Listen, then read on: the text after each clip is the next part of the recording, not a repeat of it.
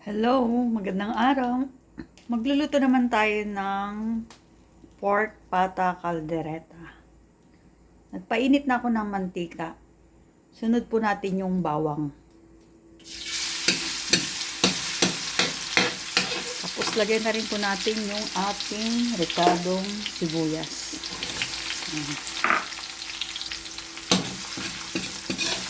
Isa lang po natin. Pata po yung ating ika-caldereta kasi yun po yung aking binili. Pagka okay na po yung ating bawang at sibuyas, lagay na po natin yung pata. Ayan, nilagay ko na po yung pata. Bali, pinalambot ko na po siya sa pressure cooker para madaling maluto. Tapos, ilagay na rin po natin yung mga gulay na carrots at patatas. Ayan po. Malambot na po yan. Pinalambot ko ng 20 minutes. Ang bango. Ayan. Nilagay ko na po yung ating mga gulay na carrots at patatas.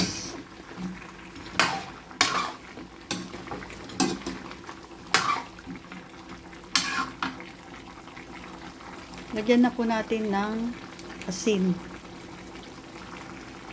Tapos paminta. Pamintang durog. Lagyan din po natin ng patis. Kasi konti lang yung nilagay kong asin. Tansya-tansya na lang po. Tapos magic sarap.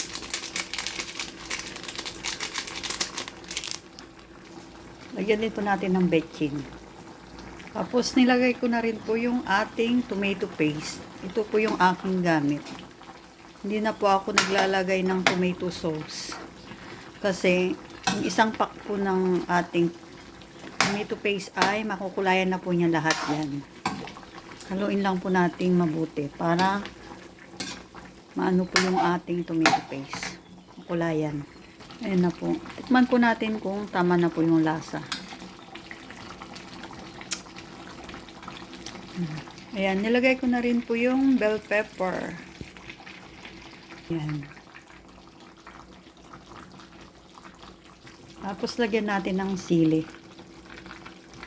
2 sili lang na labuyo yan. Nilagay ko na rin po yung ating liver spread. Ayan po. Saka natin halu-haluin.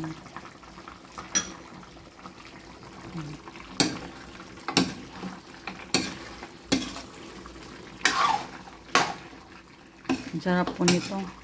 Ang lambot po ng ating karning pata. Ayan. Tapos, ilagay na rin po natin yung ating green peas.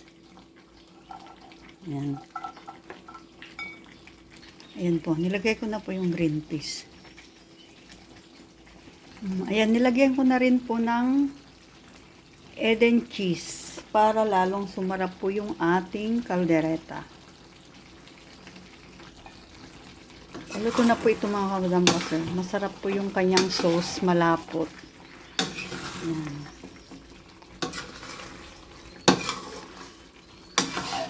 Ready na po natin yung kanin at tara't kumain.